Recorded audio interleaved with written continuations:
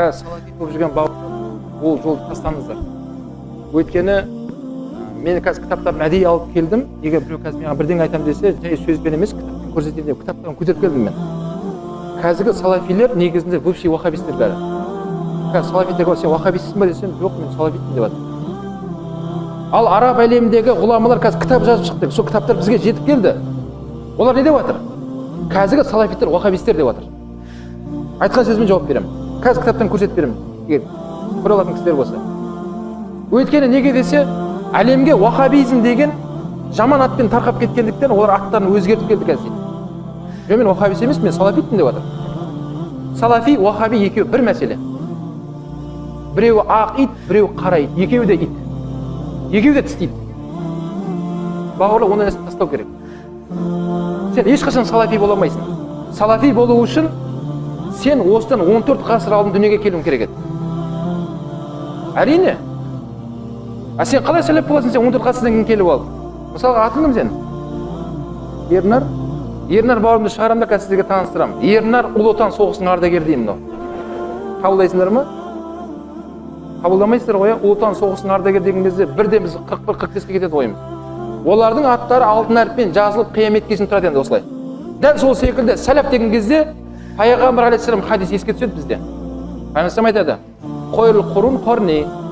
Мына ғасырдың ең кемелдікке толған ғасыр менің ғасырым дейді. Суммаллазина ялунахум, одан кейін келетін ғасыр суммаллазина ялунахум, одан кейінгі келетін ғасыр деді.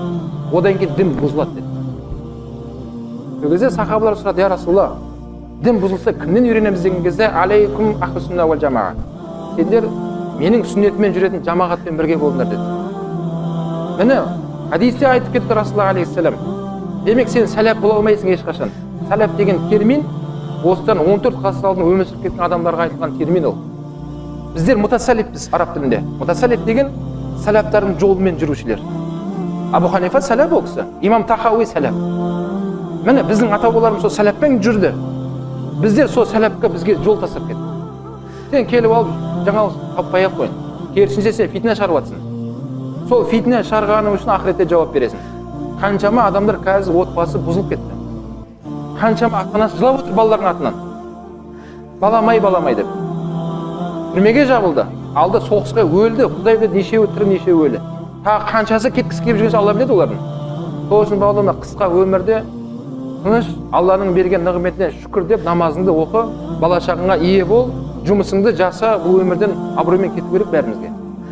Фитне шығарма. Өйткені сенің істеп жатқаныңды біз жаңалықты көріп тұрғанымыз жоқ. Егер шынымен сол жаңалық болса, маман ретінде бірінші біз қабылдайтын едік. Имамды бірінші соны істейтін едік. Күніге қолымызды көтеріп, амин деп бірінші біз айқайлайтын едік. Өйткені көріп тұрмыз ғой кітапта шынымен сондай болатын болса. Сол үшін құрметті бауырлар,